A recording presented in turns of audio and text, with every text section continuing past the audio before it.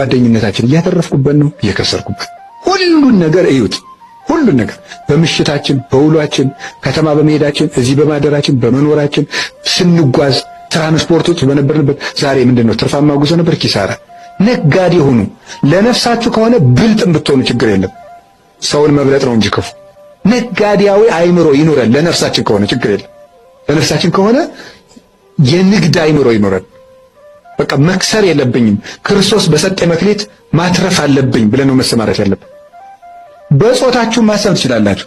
በወንድነት ያተረፍኩበት፣ በሴትነት ያተረፍኩበት ማለት ይከብዳል።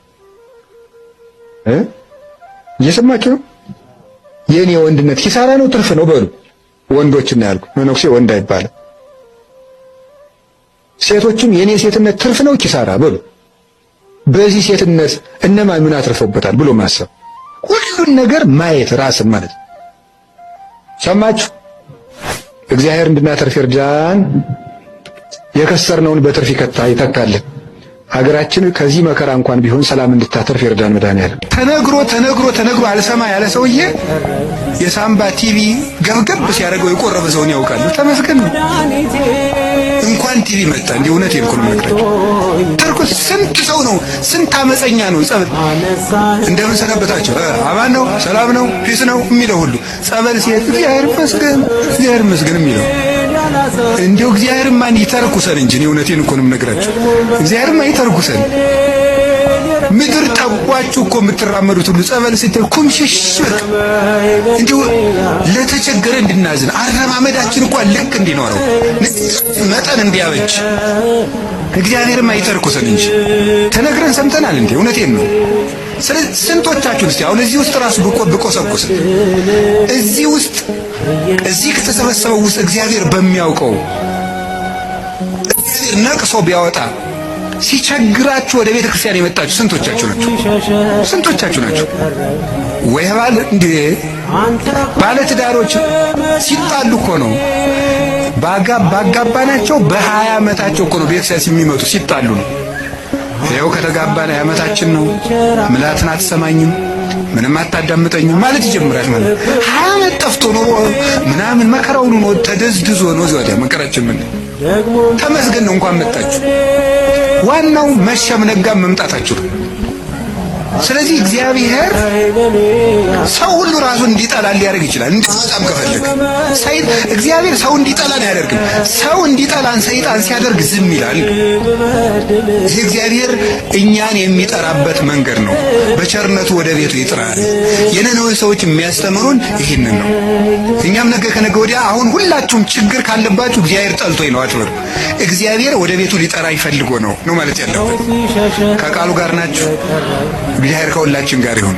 አንድ ትልቅ ጥራዝ የሚያህል መጽሐፍ ትቱቱቱ ብሎ ከሚጸልይ ሰው 5 ደቂቃ ሰቅሰቅ ብሎ በመድኃኒዓለም ፊት ያለቀሰ ሰው በጣም ውድ ነው። እንባ ውድ ነው። ስለምናይኩ ሰማይኩ ጸሎተከ ሪኩ አንባአከ ነው ያለው ሕዝቅያስን። ጸሎትህን ሰምቻለሁ እንባህን አይቻለሁ። እና ጸሎት የሚሰማውን እንባ የሚታይ መስዋዕት ነው። የሚታይ መስዋዕት ያንን ማቅረብ በእግዚአብሔር ዘንድ ተወዳጅነት አለው። ስለዚህ ዓለም የልቅሶ ሸለቆ ነው። አባቶቻችን ምን አድርጎ ማልቀስ ይገባል ብለው የክርስቶስን ሞት፣ የሰማዕታትን ሞት፣ የወንድምን ኃጢአት፣ የራስን ኃጢአት አስቦ ማልቀስ ይገባል ይላሉ። የክርስቶስን ሞት አስቦ ማልቀስ እንደ ዮሐንስ ወንጌላዊ፣ የሰማዕታትን ሞት አስቦ ማልቀስ እንደማን እንደ ለስጢፋኖስ እስራኤል እንዳለቀሱት የሐዋርያት ሥራ ምዕራፍ 7 ላይ፣ ለወንድም ኃጢአት ማልቀስ ሳሙኤል ለሳኦል እንዳለቀሰለት፣ ስለ ራስ ኃጢአት ማልቀስ እንደ ዳዊት በእንባዬ አልጋዬን አረሳዋለሁ እንዳለ ቅዱስ ዳዊት ማለት ነው። ስለዚህ ይሄንን ማድረግ በዚህ ዓለም ላይ አጣሁ፣ ነጣሁ፣ ተቸገርኩ፣ እናት አባት ሞተብኝ፣ ብቻዬን ቀረው ብሎ ግን ማልቀስ ተገቢ አይደለም። ልናለቅስ የሚገቡ እንባዎች እነዚህ ናቸው። እንደ ሰራ ምናምን የሚቀሙት ለምንድን ነው? አመዙ ሰው ያልተረዳው እዚህ ጋር ያለው ነው። ለምን እንደሆነ ታውቃላችሁ? ምንፍቅና የኃጢአት ውጤቱ ነው ይመጣል። ለምሳሌ በስራ ስትበላሽ በውስጥ ላይ ያለው መንፈሳዊ ስሜት ሲጠፋ በእምነት መዳን ወደሚለው ጽንሰ ሐሳብ በእምነት ብቻ ድናለሁ ወደሚለው ጽንሰ ሐሳብ ትሄዳለህ። አይምሮህ መዳን የሚለው ነገር ይነግራል። ያ የመዳን መንገዱን ደግሞ መጽሐፍ ቅዱስ ባዘዘ መንገድና ስርዓት መሄድ ይከብዳል። ከዛ በኋላ ምን ትመለከታለህ? በቃ ክርስቶስን መሸፈኛ ታደርገዋለህ። በቃ ክርስቶስ አድኖኛል ብለህ ተሸፍናል። አሁን እየዘሞትክም ክርስቶስ አድኖኛል፣ አሁን እየዋሸህም ክርስቶስ አድኖኛል፣ አሁን የሆነ ክፍተት ውስጥ ሆነ ክርስቶስ አድኖኛል ብለህ መሸፈኛ ታደርገዋለህ። አየህ፣ ምክንያቱም መዳን የሚባለውን ምስጢር ባለመረዳት ማለት ነው። መዳን አንደኛው በክርስቶስ በኩል የተፈጸመልን ድህነት አይደል? ሁለተኛው ግን በእኛ ውስጥ ከእግዚአብሔር ጋር ያለን የግንኙነት ሂደት ውስጥ ያለ ነው ድህነት የሚባለው። አያውቀውም። እግዚአብሔር አለ፣ እኛ አለ። ስለዚህ እኔ ከፈጣሪ ጋር የማደርገው ግንኙነት ነው ድህነት የሚባለው። አሁን እየሆነ ያለው እሱ ነው ድህነት። ይሄኛው በኃጢአት ምክንያት ምን ይሆናል? ይፈርሳል። ይሄ ድህነት እንደገና በንስሐ ተቀጥሏል። እንደገና በስጋው ደግሞ እየቀጠልክ ነው የምትሄደው። ይህ ድህነት በውስጥህ ከሱ ጋር የምታደርገው ግንኙነት ከሆነ ታዲያ በምትሰራቸው ለሌላው ሰው በማዘን በመራራት ሩሩህ ጋር ትገናኛለህ። ነፍስን በንስሐ በመቀደስ ቅዱሱ ጋር ትገናኛለህ። በጸሎትና በተመስጦ ከሱ ጋር በመለመን ከሱ ጋር ትገናኛለህ። ስለዚህ ከሱ ጋር የምትገናኝበትን ሂደታዊ ጉዞ ነው አሁን ያለው ሂደታዊ ድህነት ብለን የምንጠራው እንጂ አሁኑኑ ዳንክ ብለህ የምትጨርሰው ነገር ድህነት የለም። አሁን ዳንክ ምን ማለት ነው? አሁን ዳንክ ማለት ራሱ አሁን ዳንክ ይባላል። አሁን ዳንክ ማለት ምን ማለት ነው? ምን አይነት ድህነት? አሁን በላሁ ይባላል እንጂ አሁን ዳንኩ አይባልም። አሁን መብላት ስለምትችል አሁን በቃ አሁን በላሁ ነው የበላሁ ማለት ይቻላል። አሁን ነው የዳንኩ በቃ አሁን ዳንኩ ብለህ የምትጨርሰው ነገር የለም። ሂደታዊ እዛ ነው ውጣ ውረድ ያለው ነው። ሐዋርያው ቅዱስ ጳውሎስ በሐዋርያት ሥራ መሰረታዊ ቃል ተናግሯል።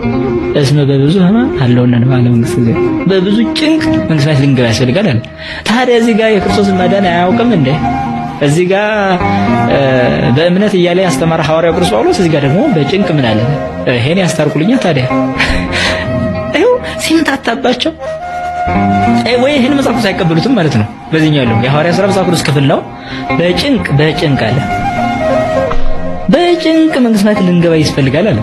ታዲያ መጨነቅ ምንድን ነው? ታዲያ ደካማ ነኝ ኃጢአተኛ ነኝ እያልክ ራስህን እያስጨነቅክ ነው የምትጓዘው። ራስህን እየፈራ እየተንቀጠቀጥ ነው የምትጓዘው። ከመጽሐፍ ቅዱስ ቃል የተነሳ ነው የምትፈራው። ደግሞ ምን ብለህ ይሄ ሰነፍ ባሪያ እጅግሩን አስራችሁ አውጡት እንዳይለኝ፣ ስለዚህ እኔ ድርሻዬን ልወጣ፣ ምህረቱ ደግሞ በዛች ድርሻዬ ላይ ይሰራል ነው። ምክንያቱም መዳን ከእግዚአብሔርና ከኛ መካከል ባለው ጉዞ ውስጥ ያለ ሂደት ስለሆነ የእሱ እርዳታ እኛን እያገዘ ነው ስራችን የምንሰራው እንጂ ብለን በእኔ ስራዬ በእኔ ምን ብሎ የሚመካመ ሲወድቅ ነው የሚታየው እንጂ አይነሳም። ስለዚህ ሐዋርያው በብዙ ጭንቅ መንግሥተ ሰማያት ልንገባ ይገባል ካለ ታዲያ በእምነት ብቻ በጸጋው ብቻ ምናምን ብቻ የሚባል ነገር ምን አለ? ብቻ የሚባል የለም። በእምነት ብቻ አይዳንም የሚል እንጂ በእምነት ብቻ ይዳናል የሚል መጽሐፍ የለም። ታረቁ እርቅን የሚያደርጉ ሰዎች ብፁዓን ናቸው። ስለዚህ ሰውን ስንንቅ ማን ነው የምንንቀው? እግዚአብሔር ነው የምንንቀው። ሰውን ጥለህ መጥተህ ሰውን ተጣልተህ አንተ ምናምንቴ አንተ ምናምን አንተ ወዘተርፈ በዘሩ ሰድበው፣ በድህነቱ ሰድበው፣ በመልኩ ሰድበው፣ በድንቁርናው ሰድበው ስትጨርስ እዚህ መጥተህ ደግሞ አባታችን ሆይ በሰማያት የምትኖር በደላችን ይቅር በለን እኛም የበደሉን ይቅር እንደምንል። ተው እንጂ። አንድ ካህን ሁለት ሰዎችን ለማስታረቅ ተቀምጠው ቢሉ አልታረቅላቸው አሉ። በሉ ለጸሎት እንነሳ አሉ። ለጸሎት ተነሱ። በሉ አባታችን ሆይ ብለው አባታችን ሆይ ሳይታረቁ ነው እኮ በሰማያት የምትኖር ስምህ ይቀደስ፣ መንግሥትህ ትምጣ፣ ፈቃድ በሰማይ እንደሆነች እንዲሁም በምድር ትሁን፣ የዕለት እንጀራችንን ስጠን ዛሬ፣ በደላችንን ይቅር በለን እኛም በሕግ አምላክ እዚህ ላይ አቁሙ አሉ ይባላል። ገብቷቸው ለምን እኛም የበደሉንን ምን እንላለው? ይቅር እንል ዘንድ የሚላለው እግዚአብሔር ላይ ለምድር ድራማ ትሰራለህ። ታረቅ። አቡነ ዘበሰማያትን አለማለት ኃጢአት ነው። ሳይታረቁ አቡነ ዘበሰማያት ማለት ደግሞ በእግዚአብሔር ላይ መዘበት ነው። የሀብታም አሉ ወዳጅ የለውም። ሀብታም ወዳጅ የለውም። ሀብታም ሀብታምን ይጠላል፣ ምክንያት ይበልጠኛል ብሎ። ድሃን ይጠላል፣ ምክንያት ይለምነኛል ብሎ። ስለዚህ ከሁሉም ወዳጅ ሳይኖር ዝም ብሎ እንደባከንክ መሞት ነው። አንዳንድ ነገሮችን አስተካክዬ እንትኖችን አስተካክዬ ሲል ደፋ ብሎ ይቀራል። ገንዘብ የሚደፋው ማለት ነው። በቃ ወደ ፈጣሪው ሳይዞር ትን ብሎትን ብሎ በቃ በገንዛሎ ላይ ይሞታል። የገዛ መኪናው ይገለዋል። አንቆ ሳይጥለን ይሄንን ገንዘብ እውነት እንገራችሁ ሰርተን ልንይዘው ይገባናል። አዎ መስራት አለብን። ሲያጡትን ባሪያ ስለሚያደርግ ማለት ነው። ስለዚህ ሰርቶ መያዝ።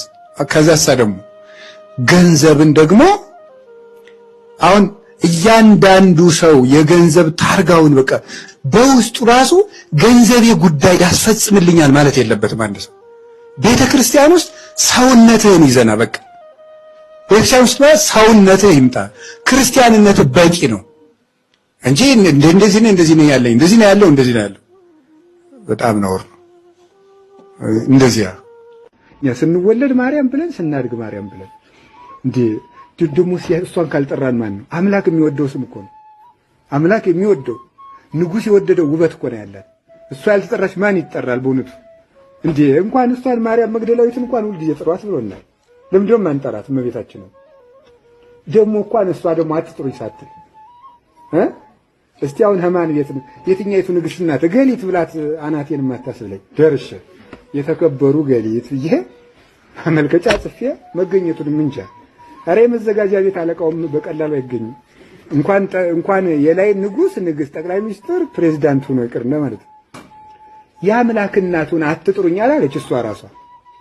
የአምላክ እናት በምድር ላይ አምላክን ወልዶ የማሳደግ ሀብት ያላት ማርያም ብቻ። አምላክን ማሳደግ ይገርማል እኮ እናት። አምላክ ርቦት ያጠባችው ደክሞት ያዘለችው የታቀፈችው እናት ድንግል ማርያም ብቻ ነው። ይሄ የኢትዮጵያውያን ሀብታችን ነው። የሰው ልጅ የተፈጠረው ለትንሣኤ ነው እና መኖርም ያለብን ራሱ ለትንሣኤያችን ነው እና አንድ ቤተክርስቲያን አባት እንዴት ብዬ ልኑር ብሎ አንድ ሰው ቢጠይቀው እንደ ነጋዴ ሆነ ኑር ብሎታል። እና ነጋዴ ምንድነው የሚያደርገው? ማታ ምንድነው የሚያደርገው ነጋዴው? ዛሬ እንዴት ነው ምንድነው ያተረፍኩት ወይም ምን ከሰርኩ ይላል። እና አንተም የመንግስተ ሰማያት አትራፊ ነጋዴ ነህና ትንሣኤ ያለ ፍጡር ነህና ሁልጊዜ ራስህን ለሰማይ ህይወቴ ምን አተረፍኩ እያልክ ራስህን እየገመገምክ ኑር ብሎ ነግሮታልና እኛ ለትንሣኤ የተፈጠርን ነን። ሀገራችንም በሰማይ ነው። በዚህ ዓለም ያሉ ማጣት ማግኘቶችም ክፋታችንም ጽድቃችንም የሚመሰክሩ አይደለም። ስላገኘንም ጻድቃን አይደለንም፣ ስላጣንም ኃጥአን አይደለንም። የክርስቲያኖች ዋጋቸው በሰማይ ነውና አንዳንድ ጊዜ ሰዎችም ሲያጡ፣ ሲነጡ፣ ሲታመሙ፣ ህመም ሲበረታባቸው፣ ጎረቤት ሲክዳቸው፣ ባልንጀራ ሲክድ፣ ባለትዳር ሲክድ፣ ግፍ ሲበዛ በቃ የሃይማኖታችን ዋጋ የት ነው ብሎ ይፈተናል። ግን የሃይማኖታችን ዋጋ ይሄ አይደለም። የሃይማኖታችን ዋጋ ትንሣኤ ነው። ቅዱስ ጳውሎስ እኛ በዚህ ሀገር የለንም ብሏል። በዚህ ከተማ የለንም። የክርስቶስን መስቀል ተሸክመን እሱ ወዳለበት እንሄዳለን። ጌታም ደግሞ ተስፋ ሰጥቶና እመጽእ ካይበ ነሣእክሙ ከመ ተሃልው አንትሙ ያማለው ኳነ ተመልሼ እመጣለሁ እናንተንም እወስዳችኋለሁ እኔ ባለሁበት ትኖሩ ዘንድ ብሏል። ቅዱስ ጳውሎስም ዕብራውያን 12 ላይ ሲናገር እሱ የእምነታችን ራስ ነው ይላል። ራስ እግርን እየተከተለን የሚሄደዋል። አሁን ሰው ሲተኛ አልጋው ላይ ድንገት ወደ ታች ተንሸራቶ ቢገኝ ከወደ ራሱ ነው ከፍ የሚለው። ወደ ራሱ ከፍ ሲል እግሩ እየተከተለ ይሄዳል። ሀባህሉ ርዕስ እያሉ አባል እግር ካለበት ሕዋሳት በዚያ ይኖራሉ ይላል ቅዱስ ኤጲፋንዮስ።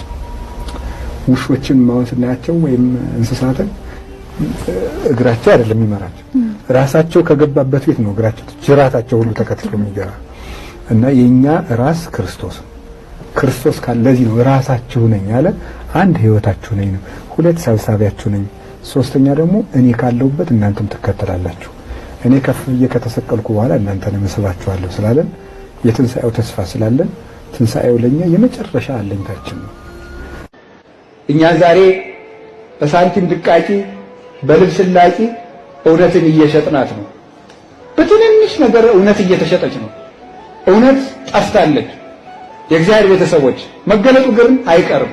ብዙ የሳር ክምር በአንዲት ቀጭን ክብሪት እንደሚቃጠለው እውነት የተገለጸለት የከመርነው ነገር ሁሉ ትቢያ ሆኖ የሚጠፋ ነው። የትም መቼም ከእውነት ጋር ቁሙ። ቢኖራችሁም ከእውነት ጋር ቁሙ። ብታጡም እውነተኛ ሁኑ። ብትታሰሩም እውነተኛ ሁኑ። ሰላም ቢኖርም እውነተኛ ሁኑ። ዘመን እንደው ማለፉ አይቀርም፣ መሞታችንም አይቀርም። እንሞታለን። ሞቱ የለውጥ ጉዳይ ነው። አንዱ ታሞ ይሞታል፣ አንዱ ተገርፎ ይሞታል። የሞት ለውጥ ነው እንጂ ሁላችንም እንሞታለን። መሞት ላይቀር ግን ከእውነት ጋር እንሞት። በውሸት ብንኖርም የምንሞት ግን የእውነት ነው። መጨረሻ ላይ በእውነት ነው የምንሞተው።